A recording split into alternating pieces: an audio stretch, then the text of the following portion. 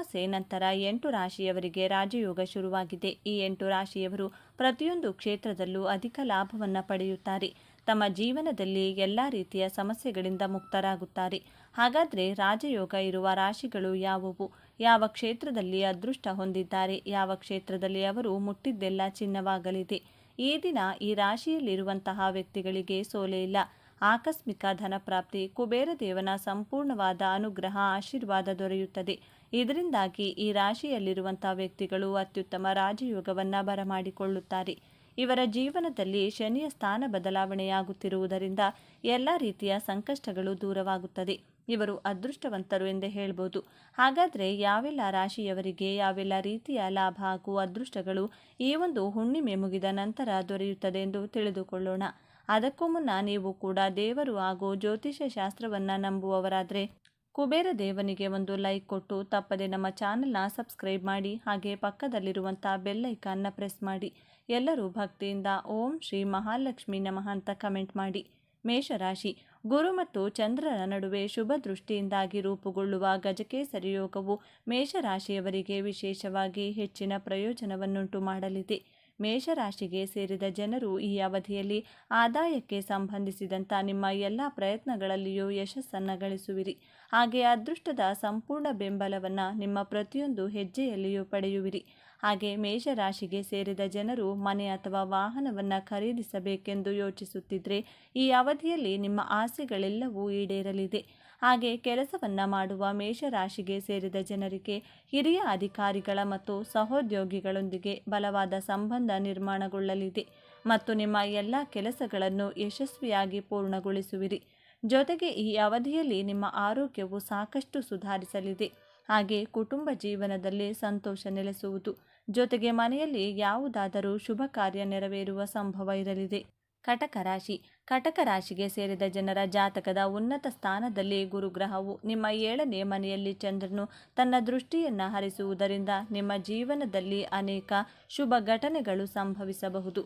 ಕಟಕ ರಾಶಿಗೆ ಸೇರಿದ ಜನರು ತಮ್ಮ ಜೀವನದಲ್ಲಿ ಸಾಕಷ್ಟು ಸಕಾರಾತ್ಮಕ ಬದಲಾವಣೆಗಳನ್ನು ಹೊಂದುವರು ಮತ್ತು ನಿಮ್ಮ ಮನಸ್ಸಿನ ಎಲ್ಲ ಆಸೆಗಳು ಈಡೇರಲಿವೆ. ಶತ್ರುಗಳು, ರೋಗ ಮತ್ತು ಸಾಲಕ್ಕೆ ಸಂಬಂಧಿಸಿದಂತೆ ನೀವು ಜಯಶಾಲಿಗಳಾಗುವಿರಿ ಮತ್ತು ಶುಭಯೋಗದ ಪ್ರಭಾವದಿಂದಾಗಿ ನಿಮ್ಮ ಆದಾಯದಲ್ಲಿ ಬಹಳಷ್ಟು ವೃದ್ಧಿಯಾಗುವುದು. ಆರ್ಥಿಕ, ವೈಯಕ್ತಿಕ ಮತ್ತು ಆರೋಗ್ಯಕ್ಕೆ ಸಂಬಂಧಿಸಿದ ಸಮಸ್ಯೆಗಳಿಗೆ ಈ ಅವಧಿಯಲ್ಲಿ ನೀವು ಪರಿಹಾರವನ್ನು ಹೊಂದುವಿರಿ. ಜೊತೆಗೆ ಈ ಅವಧಿಯಲ್ಲಿ ನಿಮಗೆ ಉನ್ನತಾಧಿಕಾರಿಗಳಿಂದ ಹೆಚ್ಚಿನ ಲಾಭವಾಗುವಂಥ ಸಂಪರ್ಕಗಳು ನಿರ್ಮಾಣಗೊಳ್ಳಲಿವೆ. ಕನ್ಯಾ ರಾಶಿ. ಗಜಕೇಸರಿ ಯೋಗದ ನಿರ್ಮಾಣದಿಂದಾಗಿ ಕನ್ಯಾ ರಾಶಿಗೆ ಸೇರಿದ ಜನರು ತಮ್ಮ ಜೀವನದಲ್ಲಿ ಪ್ರತಿಯೊಂದು ಸುಖ ಸಮೃದ್ಧಿಯನ್ನು ಗಳಿಸುವರು ಮತ್ತು ನೀವು ಹಳೆಯ ಸ್ನೇಹಿತರನ್ನು ಭೇಟಿಯಾಗುವ ಉತ್ತಮ ಅವಕಾಶ ಲಭಿಸಲಿದೆ. ನೀವು ಅಂಗಡಿ ಅಥವಾ ಮನೆಯನ್ನು ಖರೀದಿಸಬೇಕೆಂದು ಬಯಸುತ್ತಿದ್ದರೆ ಈ ಅವಧಿಯಲ್ಲಿ ಶುಭ ಯೋಗದ ಪ್ರಭಾವದಿಂದಾಗಿ ನೀವು ಅವುಗಳನ್ನು ಖರೀದಿಸುವ ಯೋಗ ದೊರಕಲಿದೆ. ಜೀವನಕ್ಕೆ ಸಂಬಂಧಿಸಿದಂತೆ ಕನ್ಯಾ ರಾಶಿಗೆ ಸೇರಿದ ಜನರು ಅನೇಕ ಲಾಭವನ್ನು ಪಡೆಯುವರು ಮತ್ತು ಪದವಿ ಹಾಗೂ ಪ್ರತಿಷ್ಠೆಯಲ್ಲಿ ವೃತ್ತಿಯನ್ನು ಹೊಂದುವುದರೊಂದಿಗೆ ಉತ್ತಮ ಬದಲಾವಣೆಗಳನ್ನು ಹೊಂದುವಿರಿ. ಈ 3 ದಿನಗಳಲ್ಲಿ ನಿರ್ಧಾರವನ್ನು ತೆಗೆದುಕೊಳ್ಳುವುದರಿಂದ ನಿಮಗೆ ಸಾಕಷ್ಟು ಶುಭ ಫಲಗಳ ಪ್ರಾಪ್ತಿಯಾಗುವುದು ಖಂಡಿತ. ಸಂಪತ್ತಿಗೆ ಸಂಬಂಧಿಸಿದಂತೆ ಈ ಅವಧಿಯಲ್ಲಿ ಲಾಭವನ್ನು ಪಡೆಯುವಿರಿ ಮತ್ತು ನಿಮ್ಮ ಸುಖ ಸಮೃದ್ಧಿಯಲ್ಲಿ ಹೆಚ್ಚಳವಾಗಲಿದೆ. ತುಲಾರಾಶಿ. ತುಲಾರಾಶಿಗೆ ಸೇರಿದ ಜನರ ಜಾತಕದ 10ನೇ ಮನೆಯಲ್ಲಿ ಚಂದ್ರ ಮತ್ತು ಗುರುಗ್ರಹಗಳು ಪರಸ್ಪರ ದೃಷ್ಟಿ ಹರಿಸುವುದರಿಂದ ಗಜಕೇಸರಿ ಯೋಗವು ನಿರ್ಮಾಣಗೊಳ್ಳುವುದು. ಗಜಕೇಸರಿ ಯೋಗದ ಶುಭ ಪ್ರಭಾವದಿಂದಾಗಿ ತುಲಾರಾಶಿಗೆ ಸೇರಿದ ಜನರ ಆದಾಯದಲ್ಲಿ ಸಾಕಷ್ಟು ವೃದ್ಧಿಯಾಗುವುದು. ಹಾಗೆ ನೀವು ಹಠಾತ್ ಲಾಭವನ್ನು ಪಡೆಯುವ ಸಂಭವವಿದೆ. ಉದ್ಯೋಗದಲ್ಲಿ ನೀವು ಸಮೃದ್ಧಿಯನ್ನು ಹೊಂದುವಿರಿ ಮತ್ತು ವ್ಯಾಪಾರವನ್ನು ವಿಸ್ತರಿಸಲು ಉತ್ತಮ ಯೋಜನೆಗಳನ್ನು ರೂಪಿಸುವಿರಿ. ತುಲಾರಾಶಿಗೆ ಸೇರಿದ ಜನರ ಆರೋಗ್ಯವು ಈ ಅವಧಿಯಲ್ಲಿ ಸುಧಾರಿಸಲಿದೆ ಮತ್ತು ಶಾರೀರಿಕ ಹಾಗೂ ಮಾನಸಿಕವಾಗಿ ನೀವು ಬಲವಾದ ಸ್ಥಿತಿಯಲ್ಲಿರುವಿರಿ. ಈ ಶುಭಯೋಗದ ಪ್ರಭಾವದಿಂದಾಗಿ ತುಲಾರಾಶಿಗೆ ಸೇರಿದ ಜನರು ಲಾಭದಾಯಕ ಸಂಪರ್ಕಗಳನ್ನು ಪಡೆಯುವರು ಮತ್ತು ಮನೆಯಲ್ಲಿ ಸಂತೋಷಮಯವಾದ ವಾತಾವರಣವಿರಲಿದೆ. ಸಂಗಾತಿಯ ಸಹಾಯದಿಂದ ಸಂಪತ್ತು ಖರೀದಿಸುವ ಯೋಗ ಲಭಿಸುವುದು. ವೃಶ್ಚಿಕ ರಾಶಿ. ವೃಶ್ಚಿಕ ರಾಶಿಗೆ ಸೇರಿದ ಜನರ ಜಾತಕದ ಅದೃಷ್ಟದ ಮನೆಯಲ್ಲಿ ಗುರುವಿನೊಂದಿಗೆ ಚಂದ್ರನ ಪರಸ್ಪರ ದೃಷ್ಟಿ ಹರಿಸುವುದರಿಂದ ಗಜಕೇಸರಿ ಯೋಗದ ನಿರ್ಮಾಣವಾಗುವುದು. ಹಾಗಾಗಿ ವೃಶ್ಚಿಕ ರಾಶಿಗೆ ಸೇರಿದ ಜನರಿಗೆ ಎಲ್ಲ ರೀತಿಯ ವಿವಾದಗಳಿಂದ ಮುಕ್ತಿ ದೊರಕುವುದು ಮತ್ತು ಮಾತು ಹಾಗೂ ವ್ಯವಹಾರದಲ್ಲಿ ಸಕಾರಾತ್ಮಕ ಬದಲಾವಣೆಗಳನ್ನು ಹೊಂದುವಿರಿ. ಈ ರಾಶಿಗೆ ಸೇರಿದ ಜನರು ಹೊಸ ಕೆಲಸವನ್ನು ಹುಡುಕುತ್ತಿದ್ದರೆ ಈ ಅವಧಿಯಲ್ಲಿ ನಿಮ್ಮ ಆಸೆಗಳೆಲ್ಲ ಈಡೇರಲಿದೆ. ಹಾಗೆ ನಿಮ್ಮದೇ ಆದಂಥ ಸ್ವಂತ ವ್ಯಾಪಾರವನ್ನು ಶುರು ಮಾಡಬೇಕೆಂದಿರುವವರಿಗೆ ಈ ದಿನಗಳು ಸಾಕಷ್ಟು ಶುಭವಾಗಿರುವುದು. ವೃಶ್ಚಿಕ ರಾಶಿಗೆ ಸೇರಿದ ಜನರಿಗೆ ಶುಭ ಯೋಗದ ಪ್ರಭಾವದಿಂದಾಗಿ ಆದಾಯದಲ್ಲಿ ಹೆಚ್ಚಳವಾಗುವುದು ಮತ್ತು ಅವಿವಾಹಿತರಿಗೆ ಈ ಅವಧಿಯಲ್ಲಿ ವಿಶೇಷ ವ್ಯಕ್ತಿಯನ್ನು ಭೇಟಿಯಾಗುವ ಯೋಗ ದೊರಕಲಿದೆ.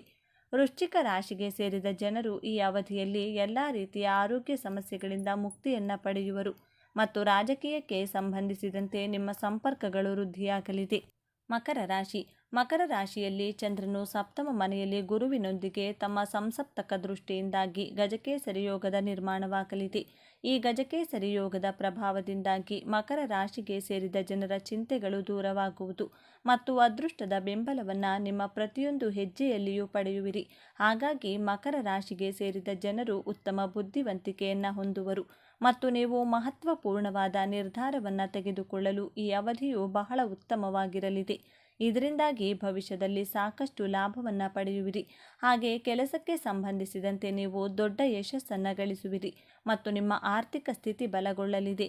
ಶತ್ರು, ರೋಗ ಮತ್ತು ಸಾಲಕ್ಕೆ ಸಂಬಂಧಿಸಿದಂತೆ ಸಮಸ್ಯೆಗಳಿಂದ ಈ ಅವಧಿಯಲ್ಲಿ ನೀವು ಮುಕ್ತಿಯನ್ನು ಪಡೆಯುವಿರಿ.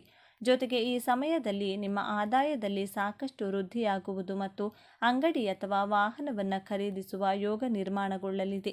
ಅಕ್ಟೋಬರ್ ತಿಂಗಳ ಕೊನೆಯ ದಿನಗಳಲ್ಲಿ ನೀವು ಸಾಕಷ್ಟು ಶುಭ ಸುದ್ದಿಯನ್ನು ಪಡೆಯುವ ಯೋಗವೂ ಕೂಡ ಲಭಿಸುವುದು. ಮಿಥುನ ರಾಶಿಗೆ ಸೇರಿದ ಜನರಿಗೆ ವಿಶೇಷವಾಗಿ ಸಾಕಷ್ಟು ಲಾಭ ದೊರಕುವುದು.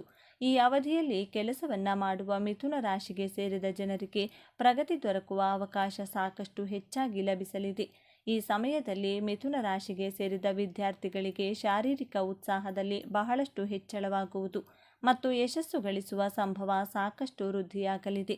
ಈ ಅವಧಿಯಲ್ಲಿ ಮಿಥುನ ರಾಶಿಗೆ ಸೇರಿದ ವ್ಯಾಪಾರವನ್ನು ಮಾಡುವ ಜನರಿಗೆ ಹೆಚ್ಚಿನ ಲಾಭವನ್ನು ಪಡೆಯಲು ಉತ್ತಮ ಅವಕಾಶಗಳ ಪ್ರಾಪ್ತಿ ಕೂಡ ಆಗುವುದು. ಮಂಗಳನ ಶುಭ ಪ್ರಭಾವದಿಂದಾಗಿ ಮಿಥುನ ರಾಶಿಗೆ ಸೇರಿದ ಜನರು ತಮ್ಮ ಕಠಿಣ ಪರಿಶ್ರಮಕ್ಕೆ ತಕ್ಕ ಪ್ರತಿಫಲವನ್ನು ಈ ಸಂದರ್ಭದಲ್ಲಿ ಪಡೆಯಲಿದ್ದಾರೆ. ಬುಧನ ನಕ್ಷತ್ರದಲ್ಲಿ ಮಂಗಳನ ಸಂಚಾರದಿಂದಾಗಿ ನಿಮ್ಮ ಮನೆಯಲ್ಲಿ ಸುಖ ಸಮೃದ್ಧಿ ಹೆಚ್ಚಾಗುವುದು. ಜೊತೆಗೆ ಶಾಂತಿಯುತ ವಾತಾವರಣ ಇರುವುದರಿಂದ ಸಾಕಷ್ಟು ಸಕಾರಾತ್ಮಕ ಫಲಿತಾಂಶಗಳನ್ನು ಈ ಸಂದರ್ಭದಲ್ಲಿ ಮಿಥುನ ರಾಶಿಗೆ ಸೇರಿದ ಜನರು ಪಡೆಯಲಿದ್ದಾರೆ. ಈ ಸಮಯದಲ್ಲಿ ಹೊಸ ಜನರೊಂದಿಗೆ ನಿಮ್ಮ ಪರಿಚಯ ಹೆಚ್ಚುತ್ತದೆ ಮತ್ತು ಸಾಮಾಜಿಕ ಸಂಪರ್ಕಗಳು ವೃದ್ಧಿಯಾಗುತ್ತದೆ. ವೃತ್ತಿಯಲ್ಲಿ ನಿಮಗೆ ಪ್ರಗತಿಯ ಅವಕಾಶಗಳು ಬಹಳಷ್ಟು ಸಿಗುತ್ತವೆ ಮತ್ತು ನಿಮ್ಮ ಆತ್ಮವಿಶ್ವಾಸ ಹೆಚ್ಚಾಗುತ್ತದೆ. ಮೀನರಾಶಿಗೆ ಸೇರಿದ ಜನರಿಗೆ ಬಹಳಷ್ಟು ಶುಭ ಫಲಗಳ ಪ್ರಾಪ್ತಿಯಾಗುವುದು. ಈ ಅವಧಿಯಲ್ಲಿ ಕೆಲಸವನ್ನು ಮಾಡುವ ಮೀನರಾಶಿಗೆ ಸೇರಿದ ಜನರು ಬಡ್ತಿಯನ್ನು ಪಡೆಯಲು ಉತ್ತಮ ಅವಕಾಶಗಳ ಪ್ರಾಪ್ತಿಯಾಗಲಿದೆ. ಹಾಗೆ ನಿಮ್ಮ ಆದಾಯದಲ್ಲಿ ಸಾಕಷ್ಟು ಹೆಚ್ಚಳವಾಗುವುದರೊಂದಿಗೆ ನಿಮಗೆ ಧನಸಂಪತ್ತಿನಲ್ಲಿ ಕೊರತೆ ಉಂಟಾಗುವುದಿಲ್ಲ. ಈ ಸಂದರ್ಭದಲ್ಲಿ ನಿಮ್ಮ ಕಷ್ಟಗಳೆಲ್ಲ ದೂರವಾಗಲಿದೆ. ಮಂಗಳನ ಶುಭ ಪ್ರಭಾವದಿಂದಾಗಿ ಮೀನರಾಶಿಗೆ ಸೇರಿದ ಜನರ ಆತ್ಮವಿಶ್ವಾಸದಲ್ಲಿ ಸಾಕಷ್ಟು ಹೆಚ್ಚಳವಾಗುವುದು ಮತ್ತು ಅದೃಷ್ಟದ ಸಂಪೂರ್ಣವಾದ ಬೆಂಬಲವನ್ನು ಈ ರಾಶಿಗೆ ಸೇರಿದ ಜನರು ತಮ್ಮ ಪ್ರತಿ ಹೆಜ್ಜೆಯಲ್ಲೂ ಪಡೆಯಲಿದ್ದಾರೆ. ಮೀನರಾಶಿಗೆ ಸೇರಿದ ಜನರು ಈ ಅವಧಿಯಲ್ಲಿ ಶಾರೀರಿಕವಾಗಿ ಉತ್ತಮ ಸಾಮರ್ಥ್ಯವನ್ನು ಹೊಂದುವರು. ಹಾಗೆ ಮಂಗಳನ ನಕ್ಷತ್ರ ಬದಲಾವಣೆಯಿಂದಾಗಿ ಮೀನರಾಶಿಗೆ ಸೇರಿದ ಜನರ ಮನೆಯಲ್ಲಿ ಸುಖ ಶಾಂತಿ ಹೆಚ್ಚಾಗಿ ನೆಲೆಸುವುದು.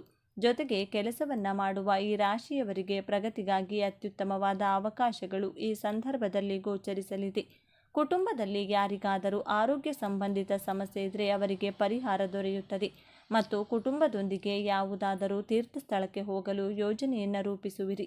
ಈ ಅವಧಿಯಲ್ಲಿ ಕುಟುಂಬದ ಯಾರಾದರೂ ಸದಸ್ಯರಿಗೆ ವಿವಾಹದ ಯೋಗ ದೊರಕಬಹುದು. ಈ ಮಾಹಿತಿ ನಿಮಗೆ ಇಷ್ಟವಾಗಿದೆ ಎಂದು ನಾನು ಭಾವಿಸ್ತೇನೆ. ಈ ಮಾಹಿತಿಯನ್ನು ಲೈಕ್ ಮಾಡಿ, ಶೇರ್ ಮಾಡಿ, ನಮ್ಮ ಚಾನಲ್ನ ಸಬ್ಸ್ಕ್ರೈಬ್ ಮಾಡ್ಕೊಳ್ಳಿ. ಒಂದೊಳ್ಳೆ ಮಾಹಿತಿಯೊಂದಿಗೆ ಪುನಃ ಭೇಟಿಯಾಗೋಣ. ಅಲ್ಲಿಯವರೆಗೂ ನೋಡ್ತಾ ಇರಿ ನಮ್ಮ ಚಾನಲ್. ಎಲ್ಲರೂ ಭಕ್ತಿಯಿಂದ ಓಂ ಶ್ರೀ ಶನೇಶ್ವರ ನಮಃ ಅಂತ ಕಮೆಂಟ್ ಮಾಡಿ. ನಾಳೆ ಅಮಾವಾಸ್ಯೆ. ಈ ಪದ ಕೇಳಿದ ತಕ್ಷಣ ನಿಮ್ಮ ಮನಸ್ಸಿನಲ್ಲಿ ಏನು ಮೂಡುತ್ತದೆ? ಕಡು ಕತ್ತಲು, ಒಂದು ಬಗೆಯ ಅಂಜಿಕೆ ಅಥವಾ ಯಾವುದೋ ಅಶುಭ ನಡೆಯುತ್ತದೆ ಎಂಬ ಭಯವೇ? ಸ್ವಲ್ಪ ನಿಮ್ಮ ಅನುಭವವನ್ನು ಗಮನಿಸಿ ನೋಡಿ. ಅಮಾವಾಸ್ಯೆಯ ಹತ್ತಿರ ಬರುತ್ತಿದ್ದಂತೆ ಅಥವಾ ಅಮಾವಾಸ್ಯೆಯ ದಿನ ನಿಮಗೆ ಕಾರಣವೇ ಇಲ್ಲದೆ ವಿಪರೀತ ಸುಸ್ತು ಅನಿಸುತ್ತದೆಯೇ? ಮನಸ್ಸು ಯಾವುದೋ ಭಾರಕ್ಕೆ ಸಿಕ್ಕಿ ಹಾಕಿಕೊಂಡಂತೆ ಭಾಸವಾಗುತ್ತಿದೆಯೇ? ಎಷ್ಟೇ ನಿದ್ದೆ ಮಾಡಿದರೂ ಮೈಕೈ ನೋವು ಅಥವಾ ಆಯಾಸ ಹೋಗುತ್ತಿಲ್ಲವೇ? ಅಥವಾ ಮನೆಯಲ್ಲಿ ಸಣ್ಣ ಸಣ್ಣ ವಿಷಯಕ್ಕೂ ದೊಡ್ಡ ದೊಡ್ಡ ಜಗಳಗಳು, ಮನಸ್ತಾಪಗಳು ನಡೆಯುತ್ತಿವೆಯಾ? ಇದಕ್ಕೆಲ್ಲ ಕಾರಣ ಕೇವಲ ನಿಮ್ಮ ಮನಸ್ಸಲ್ಲ. ಇದಕ್ಕೆ ಕಾರಣ ಬ್ರಹ್ಮಾಂಡದಲ್ಲಿ ನಡೆಯುತ್ತಿರುವ ಒಂದು ದೊಡ್ಡ ಬದಲಾವಣೆ. ನಿಮಗೆ ಗೊತ್ತಾ, ನಮ್ಮ ಹಿರಿಯರು ಅಮಾವಾಸ್ಯೆಯ ದಿನ ಮಕ್ಕಳೇ ಸಂಜೆ ಮೇಲೆ ಆಚೆ ಹೋಗಬೇಡಿ, ಮರದ ಕೆಳಗೆ ನಿಲ್ಲಬೇಡಿ, ಬಾಗಿಲು ಬೇಗ ಹಾಕಿ ಅಂತ ಯಾಕೆ ಪದೇ ಪದೇ ಎಚ್ಚರಿಸುತ್ತಿದ್ದರು? ಅದು ಸುಮ್ಮನೆ ಮಕ್ಕಳನ್ನು ಹೆದರಿಸುವ ತಂತ್ರ ಅಷ್ಟೇನಾ, ಅಥವಾ ಅವರಿಗೆ ಗೊತ್ತಿದ್ದ ನಮಗೆ ಅರ್ಥವಾಗದ ಯಾವುದೋ ಕಾಣದ ಸತ್ಯ ಅಲ್ಲಿ ಅಡಗಿದೆಯಾ? ನಮ್ಮ ತಂತ್ರಶಾಸ್ತ್ರ ಒಂದು ಮಾತು ಹೇಳುತ್ತದೆ, ದೀಪ ಆರಿದ ಮೇಲೆ ಕತ್ತಲೆಯ ಆಟ ಶುರುವಾಗುತ್ತದೆ. ಹಿರಿಯರ ನಂಬಿಕೆಯಂತೆ ಚಂದ್ರನಿಲ್ಲದ ರಾತ್ರಿಯಲ್ಲಿ ಮಾನಸಿಕ ಮತ್ತು ಭಾವನಾತ್ಮಕ ಸಮತೋಲನ ಸ್ವಲ್ಪ ದುರ್ಬಲವಾಗುತ್ತದೆ ಎಂದು ಹೇಳಲಾಗುತ್ತದೆ. ಇಂತಹ ಸಮಯದಲ್ಲಿ ನಮ್ಮ ಸುತ್ತಮುತ್ತಲಿರುವ ನಕಾರಾತ್ಮಕ ಶಕ್ತಿಗಳು, ಗಾಳಿಯಲ್ಲಿರುವ ದುಷ್ಟ ಆಲೋಚನೆಗಳು ಮತ್ತು ಪರ ಅಸೂಯೆಯ ಕಣ್ಣುಗಳು 10 ಪಟ್ಟು ಬಲಗೊಳ್ಳುತ್ತವೆ. ಅವುಗಳಿಗೆ ತಡೆಯೇ ಇರುವುದಿಲ್ಲ. ಈ ಕಾರಣದಿಂದ ಸಣ್ಣ ವಿಷಯಗಳು ದೊಡ್ಡದಾಗಿ ಅನುಭವವಾಗಬಹುದು, ಆದರೆ ಭಯಪಡಬೇಡಿ. ಈ ಕತ್ತಲ ರಾತ್ರಿಯ ನಿಮ್ಮ ಮನೆಯನ್ನ ಕಾಯಲು ಪ್ರಕೃತಿ ತಾಯಿಯೇ ತನ್ನ ಮಡಿಲಲ್ಲಿ ಒಂದು ದೈವಿಕ ರಕ್ಷಕನನ್ನ ಸೃಷ್ಟಿಸಿದ್ದಾರೆ. ಅದೇ ಲೋಳೆ ಸರ, ಅಲೋವೆರಾ. ಅದು ನಿಮ್ಮ ಮನೆಯ ಬಾಗಿಲಲ್ಲಿ ನೇತಾಡುತ್ತಿದ್ದರೆ ಅಥವಾ ನಿಮ್ಮ ಹಿತ್ತಲಿನಲ್ಲಿ ಇದ್ದರೆ ಎಂತಹದ್ದೇ ಶಕ್ತಿಯು ನಿಮ್ಮ ಹೊಸ್ತಿಲು ದಾಟಲು ಭಯಪಡುತ್ತದೆ ಎಂಬ ಪಾರಂಪರಿಕ ನಂಬಿಕೆ ಇದೆ. ಇದನ್ನು ಕೇವಲ ಒಂದು ಗಿಡ ಅಂದುಕೊಳ್ಳಬೇಡಿ, ಇದೊಂದು ಜೀವಂತ ಯಂತ್ರ. ಅಂತ ಅಮಾವಾಸ್ಯೆಯ ಕತ್ತಲಲ್ಲಿ ಈ ಗಿಡವನ್ನು ಮುಟ್ಟಿದರೆ ಏನಾಗುತ್ತದೆ? ಬನ್ನಿ ಆ ರಹಸ್ಯದ ಬಾಗಿಲು ತೆರೆಯೋಣ. ಇದು ತಂತ್ರಶಾಸ್ತ್ರದ ವಿಷಯ. ವಿಡಿಯೋವನ್ನು ಸ್ಕಿಪ್ ಮಾಡದೆ ಪೂರ್ತಿಯಾಗಿ ನೋಡಿ, ಯಾಕೆಂದರೆ ಅರೆಬರೆ ಜ್ಞಾನ ಅರಿವಿಗೆ ವಿಷ. ವಿಡಿಯೋದ ಕೊನೆಯಲ್ಲಿ ನಾನು ನಿಮಗೊಂದು ಅತೀಂದ್ರಿಯ ರಹಸ್ಯವನ್ನು ಹೇಳಲಿದ್ದೇನೆ. ಅದೇ ಲೋಳೆ ಸರದ ಹೂವಿನ ರಹಸ್ಯ. 100ರಲ್ಲಿ ಒಬ್ಬರಿಗೆ ಮಾತ್ರ ಆ ಅದೃಷ್ಟ ಒಲಿಯುತ್ತದೆ. ಒಂದು ವೇಳೆ ಆ ಲಕ್ಷಣ ನಿಮ್ಮ ಮನೆಯ ಗಿಡದಲ್ಲಿ ಕಾಣಿಸಿದರೆ ಬರೆದಿಟ್ಟುಕೊಳ್ಳಿ, ನಿಮ್ಮ ತಲೆ ಬರಹವೇ ಬದಲಾಗುವ ಸಮಯ ಬಂದಿದೆ ಎಂದರ್ಥ. ಅದು ಏನು, ಅದು ಹೇಗೆ ಕಾಣುತ್ತದೆ, ಅದನ್ನು ತಿಳಿಯಲು ವಿಡಿಯೋವನ್ನು ಕೊನೆವರೆಗೂ ನೋಡಿ. ಮುಂದೆ ಹೋಗುವ ಮುನ್ನ ಆ ಆದಿಶಕ್ತಿಯ ರಕ್ಷಣೆ ಕೋರುತ್ತಾ ಕಮೆಂಟ್ ಬಾಕ್ಸ್ನಲ್ಲಿ ಓಂ ಶಕ್ತಿ ಮಹಾಮಾಯೆ ಎಂದು ಬರೆಯಿರಿ. ಆ ತಾಯಿಯ ದಿವ್ಯ ಕೃಪಾ ದೃಷ್ಟಿ ಸದಾ ನಿಮ್ಮ ಮನೆಯ ಮೇಲಿರಲಿ. ಅಮಾವಾಸ್ಯೆ ಎಂದು ಜಾಗ್ರತೆ ಏಕೆ? ಪೌರಾಣಿಕ ಮತ್ತು ಮಾನಸಿಕ. ಅಮಾವಾಸ್ಯೆ ಅಂದರೆ ಯಾಕೆ ಇಷ್ಟು ಭಯ? ಇದಕ್ಕೆ ನಮ್ಮ ಪುರಾಣಗಳಲ್ಲಿ ಒಂದು ರೋಚಕವಾದ ಕಥೆ ಇದೆ. ನಿಮಗೆಲ್ಲರಿಗೂ ಸಮುದ್ರ ಮಥನದ ಕಥೆ ಗೊತ್ತಿರಬಹುದು.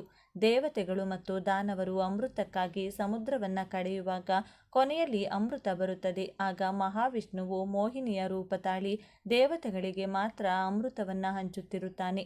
ಆ ಸಮಯದಲ್ಲಿ ರಾಹು ಮತ್ತು ಕೇತು ಎಂಬ 2 ದಾನವರು ದೇವತೆಗಳ ರೂಪದಲ್ಲಿ ಬಂದು ಸಾಲಿನಲ್ಲಿ ಕುಳಿತು ಅಮೃತವನ್ನು ಕುಡಿಯಲು ಪ್ರಯತ್ನಿಸುತ್ತಾರೆ.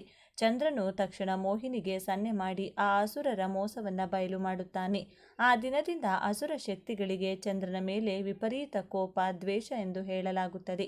ಚಂದ್ರ ಎಂದರೆ ಮನಸ್ಸು, ಚಂದ್ರ ಎಂದರೆ ಶಾಂತಿ. ಆದರೆ ಅಮಾವಾಸ್ಯೆ ಎಂದು ಆಕಾಶದಲ್ಲಿ ಆ ಚಂದ್ರನೇ ಇರುವುದಿಲ್ಲ, ರಕ್ಷಕನೇ ಇಲ್ಲದ ರಾತ್ರಿ ಅದು. ನಮ್ಮ ಹಿರಿಯರು ಹೇಳುವಂತೆ ಆ ದಿನ ತಮೋಗುಣ ಅಥವಾ ಕತ್ತಲೆಯ ಪ್ರಭಾವ ತಾರಕಕ್ಕೇರಿರುತ್ತದೆ. ಯಾರು ಮಾನಸಿಕವಾಗಿ ದುರ್ಬಲರೋ, ಯಾರು ಹೆಚ್ಚು ಭಯಪಡುತ್ತಾರೋ ಅಂಥವರ ಮನಸ್ಸನ್ನು ಈ ನಕಾರಾತ್ಮಕ ಶಕ್ತಿಗಳು ಬೇಗ ಆವರಿಸಿಕೊಳ್ಳುತ್ತವೆ. ಇದಕ್ಕೆ ವಿಜ್ಞಾನವು ಪೂರಕವಾಗಿದೆ. ಚಂದ್ರನ ಗುರುತ್ವಾಕರ್ಷಣೆ ಸಮುದ್ರದ ಅಲೆಗಳನ್ನು ನಿಯಂತ್ರಿಸುವಂತೆ ನಮ್ಮ ದೇಹದ ನೀರಿನಂಶವನ್ನು ನಿಯಂತ್ರಿಸುತ್ತದೆ. ನಮ್ಮ ದೇಹದಲ್ಲಿ 70% ನೀರಿದೆ. ರಕ್ತವು ದ್ರವ ರೂಪದಲ್ಲಿದೆ. ಚಂದ್ರನಿಲ್ಲದ ದಿನ ಅಂದರೆ ಅಮಾವಾಸ್ಯೆಯಂದು ನಮ್ಮ ರಕ್ತ ಪರಿಚಲನೆಯಲ್ಲಿ ಮತ್ತು ಮೆದುಳಿನ ತರಂಗಗಳಲ್ಲಿ ಏರುಪೇರಾಗುತ್ತದೆ. ನಮ್ಮ ಮನಸ್ಸು ಪ್ರಕ್ಷುಬ್ಧವಾಗುತ್ತದೆ. ಅದಕ್ಕೆ ಈ ದಿನ ಜಗಳಗಳು ಜಾಸ್ತಿ, ಅಪಘಾತಗಳು ಜಾಸ್ತಿ, ಮಾನಸಿಕ ಒತ್ತಡ, ಭಾವನಾತ್ಮಕ ಅಸ್ಥಿರತೆ ಮತ್ತು ಆತಂಕ ಹೆಚ್ಚಾಗಬಹುದು ಎಂದು ಕೆಲವು ಅಧ್ಯಯನಗಳು ಸೂಚಿಸುತ್ತವೆ. ನಾವು ಏನನ್ನು ಯೋಚಿಸುತ್ತೇವೆಯೋ ಅದು ನಮಗೆ ಬೇಗ ಆಕರ್ಷಿತವಾಗುತ್ತದೆ. ನಾವು ಭಯಪಟ್ಟರೆ ಭಯ ಶಕ್ತಿಗಳು ಆಕರ್ಷಿತವಾಗುತ್ತವೆ. ಇದು ಕೇವಲ ಕಥೆಯಲ್ಲ, ಇದು ಪ್ರಕೃತಿಯ ನಿಯಮ. ಲೋಳೆ ಸರ ಮನೆಯೊಳಗಿನ ಮಾಂತ್ರಿಕ. ಹಾಗಾದರೆ ಈ ಕತ್ತಲೆಯಲ್ಲಿ ನಮ್ಮನ್ನು ಕಾಯುವವರು ಯಾರು? ಅದಕ್ಕಾಗಿಯೇ ಋಷಿಗಳು ನಮಗೆ ಪರಿಚಯಿಸಿದ್ದು ಲೋಳೆ ಸರ, ಅಥವಾ ಆಯುರ್ವೇದದ ಲೋಳೆ ಸರಕ್ಕೆ ಒಂದು ವಿಚಿತ್ರವಾದ ಶಕ್ತಿ ಇದೆ ಎಂದು ಆಧುನಿಕ ವಿಜ್ಞಾನವು ಒಪ್ಪಿಕೊಂಡಿದೆ. ವಿಜ್ಞಾನಿಗಳೇ ಹೇಳುವಂತೆ ಇದು ರಾತ್ರಿಯ ಹೊತ್ತು ಕೂಡ ಆಮ್ಲಜನಕ ಬಿಡುವ ಮತ್ತು ಗಾಳಿಯಲ್ಲಿರುವ ವಿಷವನ್ನು ಹೀರಿಕೊಳ್ಳುವ ಅತ್ಯಂತ ಶಕ್ತಿಶಾಲಿ ಸಸ್ಯ. ಆದರೆ ನಮ್ಮ ತಂತ್ರಶಾಸ್ತ್ರ ಇನ್ನೂ ಒಂದು ಹೆಜ್ಜೆ ಮುಂದೆ ಹೋಗಿ ಹೇಳುತ್ತದೆ, ಲೋಳೆ ಸರವು ಕೇವಲ ಗಾಳಿಯನ್ನಲ್ಲ, ಜನರ ಕೆಟ್ಟ ದೃಷ್ಟಿಯನ್ನು, ಶಾಪವನ್ನು ಮತ್ತು ನಕಾರಾತ್ಮಕ ತರಂಗಗಳನ್ನು ಅಯಸ್ಕಾಂತದಂತೆ ತನ್ನೊಳಗೆ ಎಳೆದುಕೊಳ್ಳುತ್ತದೆ. ನೀವು ಗಮನಿಸಿರಬಹುದು, ನಿಮ್ಮ ಮನೆಗೆ ಯಾರಾದರೂ ಅಸೂಯೆಯಿಂದ ಬಂದು ಹೋದ ಮೇಲೆ ಅಥವಾ ನಿಮಗೆ ಯಾರದ್ದೋ ಕೆಟ್ಟ ದೃಷ್ಟಿ ಬಿದ್ದ ಮೇಲೆ ಮನೆಯ ಮುಂದಿರುವ ಹಚ್ಚ ಹಸಿರಾದ ಲೋಳೆ ಸರ ಒಂದೇ ದಿನದಲ್ಲಿ ಇದ್ದಕ್ಕಿದ್ದಂತೆ ಕೊಳೆತು ಹೋಗುತ್ತದೆ ಅಥವಾ ಕೆಂಪು ಬಣ್ಣಕ್ಕೆ ತಿರುಗುತ್ತದೆ. ನೀರು ಹಾಕಿದರೂ ಬದುಕುವುದಿಲ್ಲ. ಅದರ ಅರ್ಥ ಏನು ಗೊತ್ತೇ? ನಿಮ್ಮ ಮನೆಗೆ ಬರಬೇಕಿದ್ದ ಅಥವಾ ನಿಮ್ಮ ಮಕ್ಕಳಿಗೆ ತಾಗಬೇಕಿದ್ದ ಮನೆಯಲ್ಲಿದ್ದ ಒತ್ತಡ ಅಥವಾ ಅಸಮತೋಲನ ಗಿಡದ ಸ್ಥಿತಿಯಲ್ಲಿ ವ್ಯಾಪಕವಾಗಿದೆ ಎಂದು ಅದು ಸಸ್ಯ ರೂಪದಲ್ಲಿರುವ ರಕ್ಷಕ. ಇನ್ನೊಂದು ರಹಸ್ಯವಿದೆ. ಲೋಳೆ ಸರಕ್ಕೆ ಕುಮಾರಿ ಎನ್ನುವ ಹೆಸರಿದೆ. ಅಂದರೆ ಇನ್ನು ಋತುಮತಿಯಾಗದ ಅತ್ಯಂತ ಪವಿತ್ರವಾದ ಕನ್ಯೆ ಅಮಾವಾಸ್ಯೆ ಎಂದು. ನಕಾರಾತ್ಮಕ ಶಕ್ತಿಗಳು ಕನ್ಯಾ ಸ್ವರೂಪಕ್ಕೆ ಹೆದರುತ್ತವೆ ಎಂದು ಹೇಳಲಾಗುತ್ತದೆ. ಅದಕ್ಕೆ ಲೋಳೆ ಸರ ಇರುವ ಕಡೆ ನಕಾರಾತ್ಮಕ ಶಕ್ತಿಗಳು ಸುಳಿಯುವುದಿಲ್ಲ. ವಾಸ್ತು ರಹಸ್ಯ, ಬಣ್ಣ ಬದಲಾವಣೆ ಮತ್ತು ದಿಕ್ಕುಗಳು. ಈಗ ಒಂದು ಬಹಳ ಮುಖ್ಯವಾದ ವಿಷಯ. ಬಹಳಷ್ಟು ಜನ ಕೇಳ್ತಾರೆ, ನಮ್ಮ ಲೋಳೆ ಸರ ಗಿಡ ಇದ್ದಕ್ಕಿದ್ದಂತೆ ಕಂದು ಬಣ್ಣಕ್ಕೆ ತಿರುಗಿದೆ, ಏನಾದರೂ ದೋಷವೇ ಎಂದು. ಲೋಳೆ ಸರ ಬಣ್ಣ ಬದಲಾಯಿಸಿದರೆ ಎಚ್ಚರಗೊಳ್ಳಿ, ಅದು ಬಿಸಿಲಿಗೆ ಒಣಗಿರಬಹುದು, ಅದು ಸಹಜ. ಆದರೆ ನೆರಳಲ್ಲಿದ್ದರೂ ನೀರು ಹಾಕುತ್ತಿದ್ದರೂ ಅದು ಕಂದು ಬಣ್ಣಕ್ಕೆ ತಿರುಗುತ್ತಿದೆ ಅಂದರೆ ನಿಮ್ಮ ಮನೆಯಲ್ಲಿ ಅಥವಾ ನಿಮ್ಮ ಸುತ್ತಮುತ್ತ ಯಾರು ನಿಮ್ಮ ಬಗ್ಗೆ ಅತಿಯಾದ ಅಸೂಯೆ ಪಡುತ್ತಿರಬಹುದು, ಅಥವಾ ನಿಮ್ಮ ಪಾರಂಪರಿಕವಾಗಿ ಒಂದು ಎಚ್ಚರಿಕೆ ಸಂಕೇತ ಎಂದು ಹೇಳಲಾಗುತ್ತದೆ. ಅಂದರೆ ಮನೆಯಲ್ಲಿ ಒತ್ತಡ ಅಥವಾ ಅಸಮತೋಲನ ಹೆಚ್ಚಾಗಿದೆ ಎಂದು. ಆ ಗಿಡ ಆ ಶಕ್ತಿಯ ಜೊತೆ ಹೋರಾಡುತ್ತಿದೆ ಎಂದರ್ಥ. ಆಗ ನೀವು ತಕ್ಷಣ ಆ ಗಿಡಕ್ಕೆ ನೀರು ಮತ್ತು ಸ್ವಲ್ಪ ಅರಿಶಿನ ನೀರನ್ನು ಹಾಕಿ. ಅದು ಮತ್ತೆ ಹಸಿರಾದರೆ ಅದು ಮಾನಸಿಕವಾಗಿ ಸಮತೋಲನ ಮರಳುತ್ತಿದೆ ಎಂಬ ಸೂಚನೆ. ಇನ್ನು ದಿಕ್ಕುಗಳ ರಹಸ್ಯ. ಈ ಗಿಡವನ್ನು ಎಲ್ಲಿ ಇಡಬೇಕು? ಮೊದಲನೆಯದಾಗಿ ಮುಖ್ಯ ದ್ವಾರ ರಕ್ಷಣೆಗಾಗಿ ಮತ್ತು ದೃಷ್ಟಿದೋಷ ತಡೆಯಲು ಬಾಗಿಲಿಗೆ ನೇತು ಹಾಕಿ ಅಥವಾ ಬಾಗಿಲ ಪಕ್ಕ ಇಡಿ. ಎರಡನೆಯದಾಗಿ ಪಶ್ಚಿಮ ದಿಕ್ಕು. ವಾಸ್ತು ಪ್ರಕಾರ ಲೋಳೆ ಸರವನ್ನು ಮನೆಯ ಪಶ್ಚಿಮ ದಿಕ್ಕಿನಲ್ಲಿಟ್ಟರೆ ಅದು ನಿಮಗೆ ಆರ್ಥಿಕ ಲಾಭವನ್ನು ತರುತ್ತದೆ. ಮೂರನೆಯದಾಗಿ ಪೂರ್ವ ದಿಕ್ಕು. ಮನೆಯ ಪೂರ್ವದಲ್ಲಿಟ್ಟರೆ ಅದು ಸಮಾಜದಲ್ಲಿ ನಿಮಗೆ ಗೌರವ ಮತ್ತು ಕೀರ್ತಿಯನ್ನು ತರುತ್ತದೆ. ಆದರೆ ಎಚ್ಚರ, ಈಶಾನ್ಯ ಮೂಲೆಯಲ್ಲಿ ಹೆಚ್ಚು ಮುಳ್ಳು ಇರುವ ಗಿಡಗಳನ್ನು ಇಡಬೇಡಿ. ಲೋಳೆ ಸರ ಮೃದುವಾಗಿದ್ದರೂ ಇದನ್ನು ದ್ವಾರ ಅಥವಾ ಪಶ್ಚಿಮದಲ್ಲಿಡುವುದೇ ಶ್ರೇಷ್ಠ. ಅಮಾವಾಸ್ಯೆಯ ರಹಸ್ಯ, ವಿಧಿ. ಈ ಅಮಾವಾಸ್ಯೆಯ ಕತ್ತಲಲ್ಲಿ ನಿಮ್ಮ ಮನೆಯ ದೋಷ ಕಳೆಯಲು ಇಲ್ಲಿದೆ ಸಿದ್ಧ ಪರಿಹಾರ. ಮೊದಲನೇ ಹಂತವಾಗಿ ಕುಮಾರಿಯ ಆಹ್ವಾನವನ್ನು ಮಾಡಬೇಕಾಗುತ್ತದೆ. ಅಮಾವಾಸ್ಯೆ ದಿನ ಸಂಜೆ 6 ಗಂಟೆಯ ಒಳಗೆ ಒಂದು ಬಲಿತ ಲೋಳೆ ಸರದ ಎಲೆಯನ್ನು ತನ್ನಿ. ಅದನ್ನು ತರುವಾಗ ಮನಸ್ಸಿನಲ್ಲಿ ಪ್ರಾರ್ಥಿಸಿ, ತಾಯೇ, ನಿನ್ನ ಮನೆಗೆ ದೋಷ ಕಳೆಯಲು ಬಾ ಎಂದು ಅದನ್ನು ತೊಳೆದು ಶುದ್ಧ ಮಾಡಿ. ಎರಡನೇ ಹಂತ, ದೃಷ್ಟಿಯ ನಿವಾರಣೆ ಮಾಡುವುದು. ರಾತ್ರಿ ಎಲ್ಲರೂ ಮನೆಗೆ ಬಂದ ಮೇಲೆ ಆ ಎಲೆಗೆ ಸ್ವಲ್ಪ ಕಲ್ಲುಪ್ಪು ಮತ್ತು ಸಾಸಿವೆ ಸೇರಿಸಿ ಒಂದು ಕೆಂಪು ಮೆಣಸಿನಕಾಯಿ ಬೇಕಿದ್ರೆ ಸೇರಿಸಬಹುದು.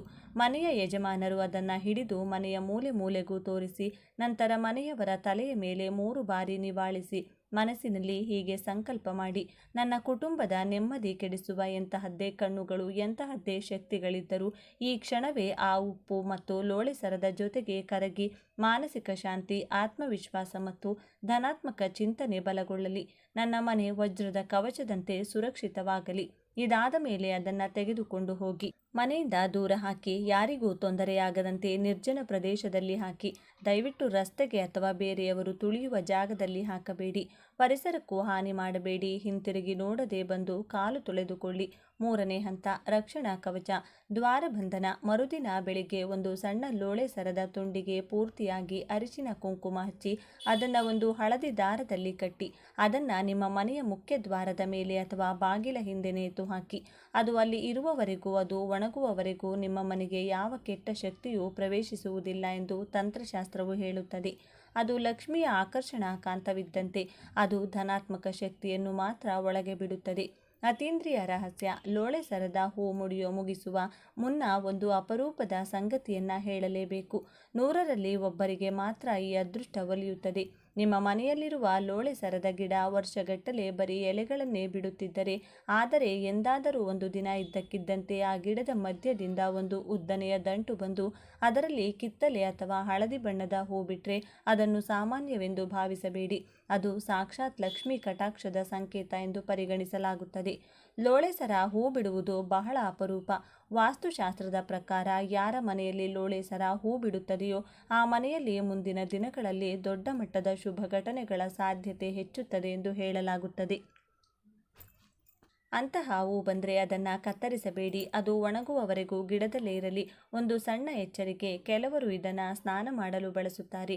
ದಯವಿಟ್ಟು ಲೋಳೆ ಸರವನ್ನು ಕತ್ತರಿಸಿದಾಗ ಬರುವ ಆ ಹಳದಿ ರಸ ಇದೆಯಲ್ಲ, ಯೆಲ್ಲೋ ಸ್ಕ್ಯಾಪ್, ಅದು ವಿಷಕಾರಿ. ಅದನ್ನು ಚೆನ್ನಾಗಿ ತೊಳೆದು ಒಳಗಿನ ಬಿಳಿ ಬಣ್ಣದ ತಿರುಳನ್ನು ಮಾತ್ರ ಬಳಸಿ. ಇಲ್ಲದಿದ್ದರೆ ಮೈ ತುರಿಕೆ ಬರಬಹುದು. ಅಂತಿಮವಾಗಿ ಒಂದು ಮಾತು, ಕತ್ತಲೆ ಎಷ್ಟೇ ದಟ್ಟವಾಗಿದ್ದರೂ ಅದರ ಅಂತ್ಯದಲ್ಲಿ ಬೆಳಕು ಬಂದೇ ಬರುತ್ತದೆ. ನಿಮ್ಮ ಜೀವನದಲ್ಲಿರುವ ಕಷ್ಟಗಳು, ಬಾಧೆಗಳು ಮತ್ತು ಅನಾರೋಗ್ಯದ ಸಮಸ್ಯೆಗಳು ಈ ಅಮಾವಾಸ್ಯೆಯ ಕತ್ತಲಲ್ಲಿ ಕರಗಿ ಹೋಗಲಿ. ನಾಳೆಯಿಂದ ನಿಮ್ಮ ಬದುಕಿನಲ್ಲಿ ಹೊಸ ಭರವಸೆಯ ಸೂರ್ಯ ಉದಯಿಸಲಿ. ನಿಮ್ಮ ಮನೆ ನಂದಾದೀಪದಂತೆ ಬೆಳಗಲಿ. ನಿಮ್ಮ ಕುಟುಂಬದಲ್ಲಿ ಸದಾ ನಗು ಮತ್ತು ನೆಮ್ಮದಿ ತುಂಬಿರಲಿ. ಧೈರ್ಯವಾಗಿರಿ, ಒಳ್ಳೆಯ ದಿನಗಳು ಖಂಡಿತ ನಿಮ್ಮನ್ನು ಹುಡುಕಿಕೊಂಡು ಬರುತ್ತವೆ. ಈ ವಿಡಿಯೋ ನಿಮಗೆ ರೋಚಕ ಅನಿಸಿದರೆ ಲೈಕ್ ಮಾಡಿ. ಇದೇ ರೀತಿ ನಿಗೂಢ ರಹಸ್ಯಗಳಿಗಾಗಿ ನಮ್ಮ ಚಾನಲ್ಗೆ ಸಬ್ಸ್ಕ್ರೈಬ್ ಆಗಿ. ಮುಂದಿನ ವಿಡಿಯೋದಲ್ಲಿ ಸಿಗೋಣ. ಜೈ ಶ್ರೀ ಕೃಷ್ಣ.